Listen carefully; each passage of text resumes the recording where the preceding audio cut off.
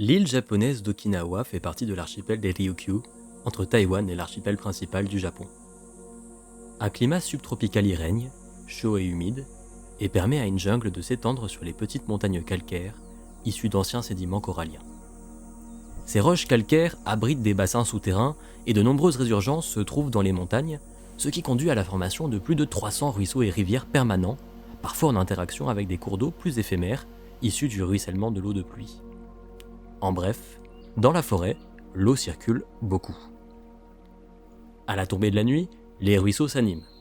Grenouilles, serpents, crabes et autres arthropodes sortent de leurs abris et se mettent à chercher de la nourriture. C'est aussi ce que fait une araignée. En fait, la plus grande araignée vagabonde du Japon. En fait, la plus grande de sa famille, à l'échelle mondiale. Lointaine cousine de nos pisors et dolomèdes des marais françaises, la dolomède orion peut atteindre 4 cm de corps pour les femelles adultes et 10 à 12 cm d'envergure pour les mâles. En réalité, elle ne cherche pas vraiment sa nourriture, elle attend qu'elle vienne à elle. Les juvéniles comme les adultes se positionnent sur les rochers et les branches en contact avec la rivière, posent 4 de leurs pattes sur la surface et attendent de sentir les vibrations d'une proie qui seront captées par leurs nombreuses soies sensorielles pour la capturer en une fraction de seconde.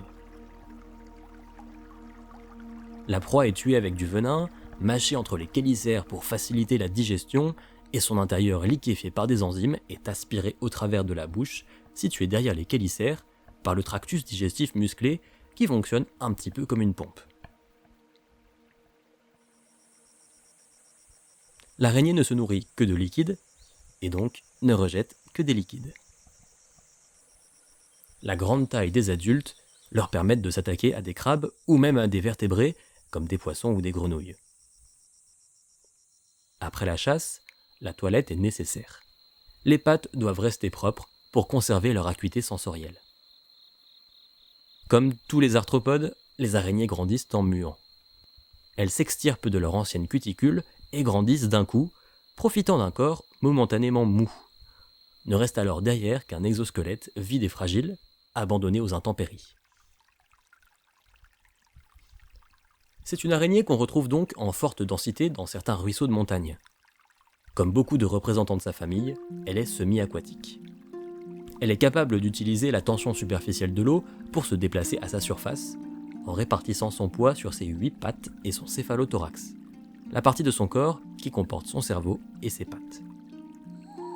Elle peut aussi briser à volonté cette tension superficielle pour enfoncer ses pattes ou une partie de son corps dans l'eau, ce qui est très pratique pour s'attaquer à des proies sous-marines, mais aussi pour s'immerger entièrement en cas de danger terrestre. Bon, c'est alors un échange de risques, puisqu'elle devient une proie potentielle pour des animaux aquatiques comme des poissons.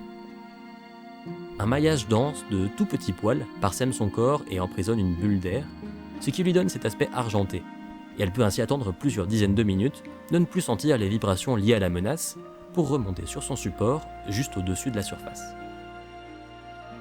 Vous avez sans doute, après cette présentation, remarqué une particularité. C'est une araignée sombre, aux marbrures légères et pas complètement uniforme sur la couleur, mais sombre. Sauf sur le bout de ses pattes avant, ornées de marques blanches. Et d'ailleurs, les mâles adultes présentent sur leur céphalothorax 2 bandes blanches assez larges que n'ont pas les femelles. Pour des araignées qui chassent de nuit, là où la lumière est faible et ne provient que de la lune, c'est tout de même assez curieux que cette coloration localisée, très visible, trahisse leur présence. Et pourquoi les deux sexes ont des marques sur les pattes alors qu'il n'y a que les mâles qui présentent un céphalothorax blanc ? Pour le comprendre, il va falloir se pencher sur une espèce très proche, la dolomède raptor. Les deux espèces sont dites sympatriques.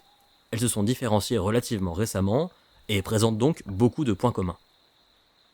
On retrouve la dolomède raptor notamment à Taïwan, et c'est là qu'elle a été étudiée par le chercheur Iminso et son équipe, qui a eu la grande gentillesse de bien vouloir répondre à mes questions. On va se pencher notamment sur 2 études qu'ils ont publiées. Celle-ci qui suggère que cette coloration blanche du céphalothorax remplit 2 rôles chez les mâles, et celle-ci qui revient spécifiquement sur les marques blanches des pattes, donc chez les mâles et les femelles.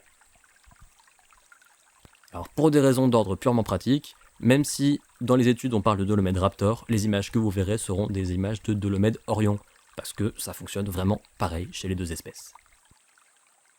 Okay, so my name is Yimin Zhou, and I am currently a professor in Tanghai University in Taichung City in Taiwan. Okay, and my specialty is on animal behavior. I use spiders as a subject for behavior studies. Okay, and I especially work on the functions of the coloration of spiders for a long time. Especially, I look at the functions of spider body coloration in the visual interactions between spiders and their prey and also their predator. And the reason for spider, I think, of course, from the personal perspective, because I'm a spider fan. I like spiders, so okay, I choose spiders as a subject. But more academically, because spiders, especially spiders that make webs, actually they are very easy and a very good object for behavior studies because they don't move that much. Okay, so in my early years of study, I use spiders that make webs to study their behavior, because you could easily use all kind of equipment to monitor the interactions. Because if you focus on other animals such as birds or mammals, it is very challenging to be able to monitor their interactions, especially the details of all aspects of the interactions between those organisms. But in terms of spiders, especially spiders that make webs, you can basically perform a lot of manipulations and then observe with equipment such as video cameras to very entirely or very comprehensively assess their interactions and also the response of the prey or the predators to our experimental treatments. So this is a good reason for using spiders as the subject. And especially spiders is, although not many people are spider fans, but actually spiders, they play very important roles in ecosystem. No matter, they control the population of the insects, or they are a food for a couple of organisms. So actually, because of such very diverse roles that spiders play in the ecosystem, you could easily identify or find out a lot of good questions to study. So this is why I use spiders. In the past, we used to use web spiders, like I just mentioned in the earlier stage of my interview, because web spiders are easier to study. They don't move. They just behave like a plant. So usually we treat it just as plants. However, when we kind of explore a lot on web spiders, and we kind of answer almost all the questions we can answer on the web spiders, then we switch to spiders that don't make webs, but also exhibit very conspicuous body colorations, such as fishing spiders, okay, of the genus Dolomites. Okay, and we also switch to another spider which is quite famous in tropical regions, such as the huntsman spider of the genus Hydropoda. Okay, because those spiders, they are nocturnal. Okay, they are not as colorful compared to other web spiders. However, those spiders, they also have conspicuous body colorations, and they don't make webs. So we decide to switch our focus and use our previous research experience and capacity on that group of spiders. So in addition to fishing spiders, we published 2 papers on fishing spiders, and we also actually work on huntsman spider. And we also published 2 papers on huntsman spiders. So that is the series of the papers and the studies we conducted on non-web spiders exhibiting some conspicuous body coloration on their body. Yeah, and the continuation is basically, we for those studies, no matter in Dolomites or in Hydropoda, we study the body coloration in 2 aspects. The first one is how body coloration is involved in the interaction between the spiders and their prey. And the second aspect will be how body coloration is involved in the sexual interactions between the males and the females. So actually, for both sets of the papers, we kind of focus on this kind of topic. Okay, so basically, I just mentioned, because for fishing spiders, we work on their prey attraction aspect, and we also work on their sexual selection or their courtship aspect. So when studying when testing the hypothesis regarding the function in attracting prey, we perform field manipulation experiments. But when we want to test the function of a color in their sexual interactions between male and females, we conduct laboratory experiments because it's much easier to put male and a female in an arena so we can observe how they interact. But if you want to study the response of the spiders to their prey, it is better that we can use a field manipulation. But for this fishing spider case, because for that particular study, we actually use a sort of semi-field study approach. Why is semi? Because we work in the field, but we put spiders in a container, right? Especially for that, for that prey-extractive study, because the reason to why we don't just bring the spiders back to the laboratory is because for that particular study we need a lot of supply of the prey, and we also need a large supply of the spiders. So what we did is we just bring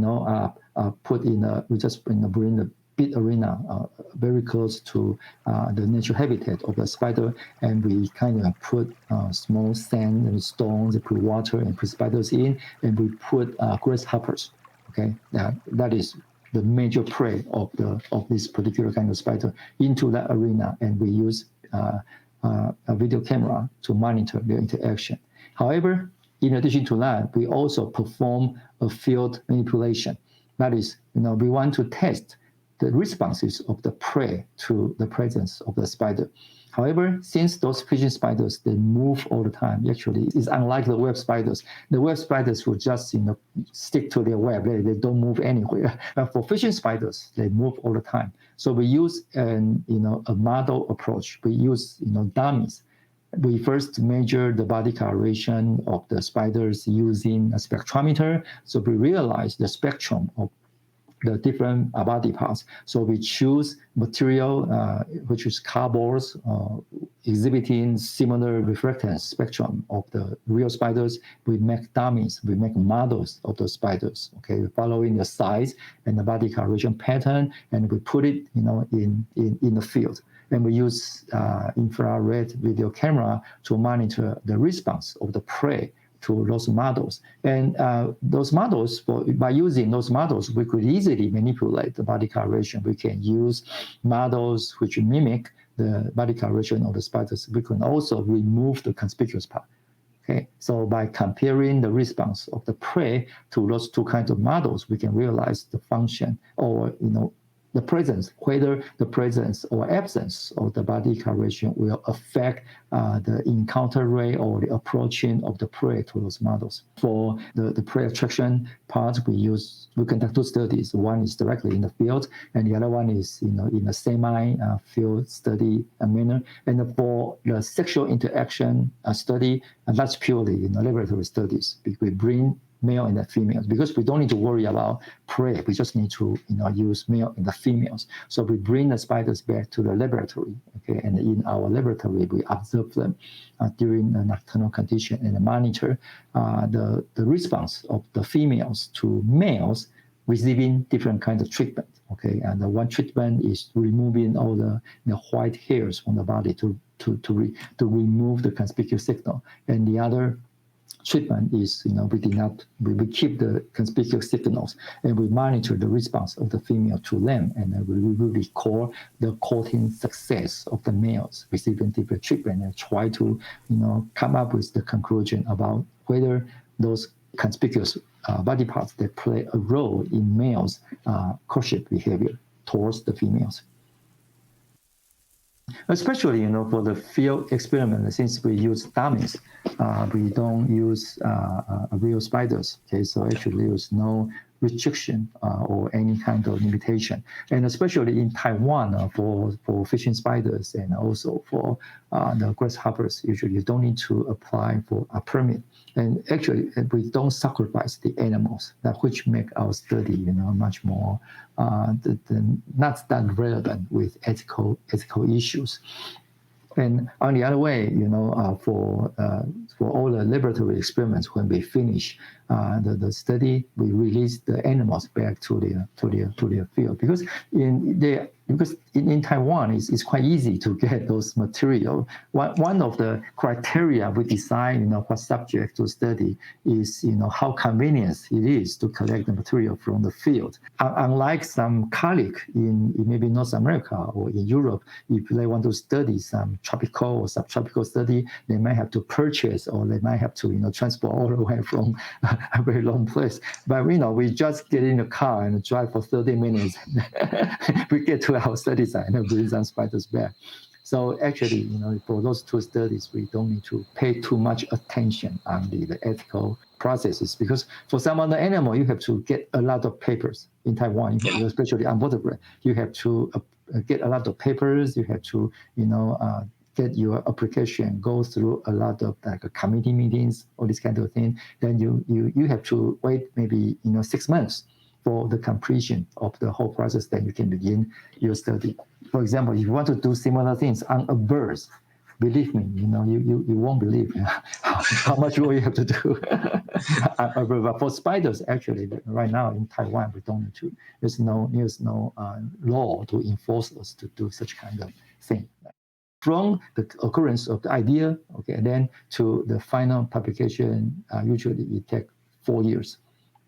And it is also very similar if the person who carry out the experiment is a master student. It's almost the same time. But usually in Taiwan, it takes 2 years to complete the master degree. So for a master student, it takes 2 years for the completion and also the writing of the paper.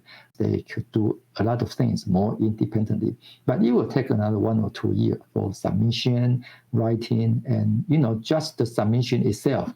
It will take usually 1 year, because usually you have to go through you submit and you wait for the response of the editor, and when you get initial acceptance, you have to revise, and then you submit again, then you revise again, and eventually you get the final acceptance and the final publication. So that will usually take 2 years. But for undergraduate students, basically they are kind of semi-technician. They just follow your orders. They did a good job. They work very hard, but creativity and independence is the ability that graduate or PhD students that they will have. For a student 20 years old, usually you can expect too much from them, but they work very hard. Okay, they could work for long hours if they know exactly what they want to do. So we will spend for that, like a semi field experiment, the one. Okay, we actually spend 2 years for the completion of the experiment, for the completion of the data collection. You can imagine a student enter the lab, which is a junior student, okay, in the 3rd year of their college. Okay, so we maybe spend half year and 1 year to go through the papers, come up with the hypothesis, and maybe during the summer, okay, when they are going to be the senior student, the 4th year, during the summer, okay, we kind of bring a lot of students and master students to help the particular student, okay, because it's not possible for a person alone to conduct any field experiment. So basically whole lab will just help her, help him to complete the experiment. It take the whole summer, to finish the whole thing. And then it might take another year to discuss, to analyze the data, because we might have hundreds of hours of the video recording. So we have to go through to record this kind of thing and to get the data and analyze the data and write up the paper. So when the student finally finish his or her undergraduate thesis, it already 2 years already passed.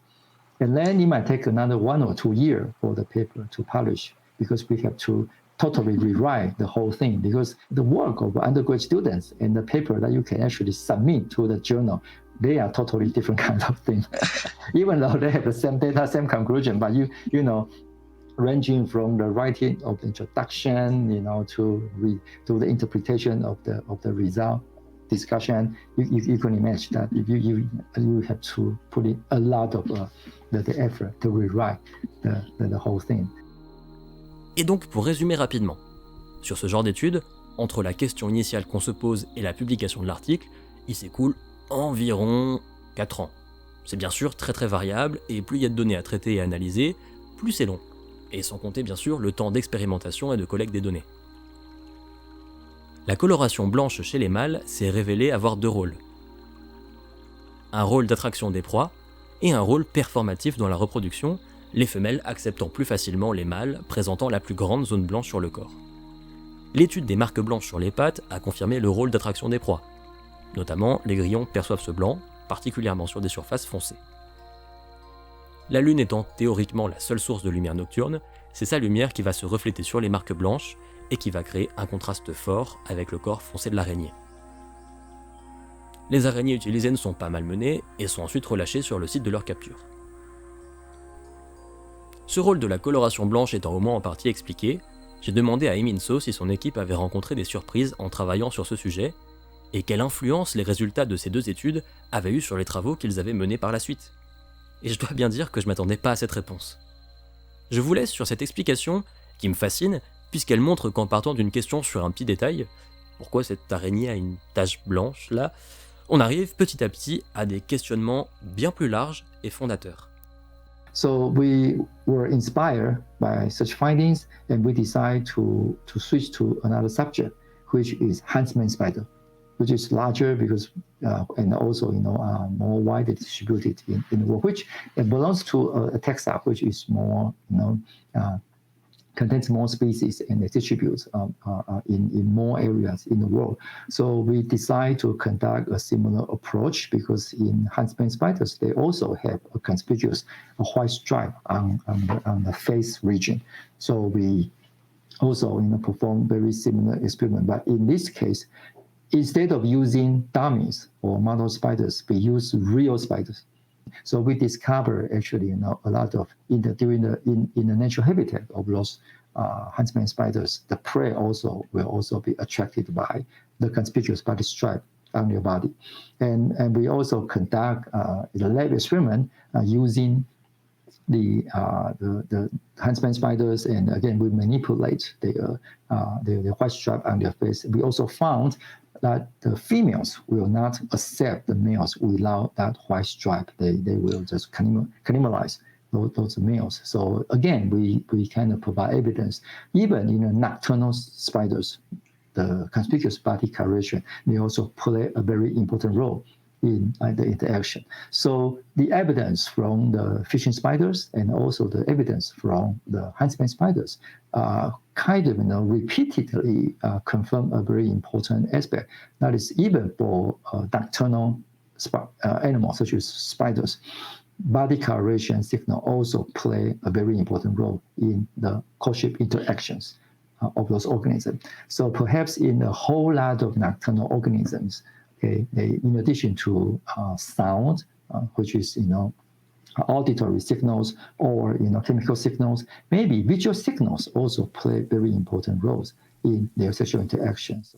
Because in Taiwan right now we have many species of huntsman spiders, but 2 species they are kind of sympatric to each other. Isopoda venatoria, which is widely distributed in the world, including Okinawa, I believe. Perhaps in France too, okay, because they have been transported by human means. And another species which is more endemic to the Southeast Asian region, which is Hydropoda simplex. And the second species, which is Hydropoda simplex, they don't have the white stripe on their face. But Hydropoda venatoria, they have white stripe on their face, okay? And those 2 species, they in many areas in Taiwan, they basically just occupy exactly the same habitat. So you could see there's a lot of opportunities that those 2 species will encounter each other. So that kind of make us curious when a female Hydropoda simplex, which don't have any white stripe in their species, when the females met Hydropoda venatoria with a white stripe, so what would be the response of this male to this nice-looking guy, nice-looking boy? Because in the study of the birds and some other organisms we know, and also in fish, when females see some males with very exotic about this signal or whatever, they will get, crazy about that male, and they will just prefer to mate with, males with the crazy ornaments or signals, even sometimes even very, very, very exaggerated artificial, signal on their body. So we wonder, is it possible that the spider without a stripe, will, be more likely to accept the courtship of a spider with conspicuous body stripe? I'm talking about, the related species, and we do find, the species without white stripe, the female, they will accept the males with the white stripe. It's kind of, proving that perhaps this kind of phenomenon that has been well demonstrated in vertebrates also exists in invertebrates, such as spiders, especially in a nocturnal condition. Because most of the relevant studies about the exaggerated signals, effect of that to the female, they were conducted in the diurnal condition. They used the animals active during the daytime. But in the first time, we found out that even for nocturnal spiders, some females they might also be crazy about males with exaggerated signal, not existing in their own population. So the female might accept the spiders of another species, and that kind of bring out a lot of very interesting questions. If that is the case, and if that also occurs in the field, that means there might be some hybridization between two species. So that kind of makes us interested to realize, so what will be the population genetic structures of those two species look like, right? So if you look at the population genetic structure, maybe you can find in some populations they contain the signals from different species. Okay, so that kind of break or change our view of the so-called biological species concept. We tend to think the species, they will have all kinds of mechanisms to prevent interbreeding, to prevent individual from mating with the wrong species, because that's a waste of time, energy, and sometimes that will result in infertility, right? A lot more and more studies reveals that actually the heterospecific mating becomes more and more common in the animal world. Okay, when we look at, especially in addition to observing, animals of different species or spiders of different species actually mate, in the field, and mate unaware. If you look at the population genetic structure, you do find, the signatures of, from other species in the other species. So right now we are working on this aspect. They will, perform heterospecific mating in the field, and what happened to the individual, what happened to the offspring, and what happened to the population genetic structures of both species. So that is the continuation of that particular study to our study right now.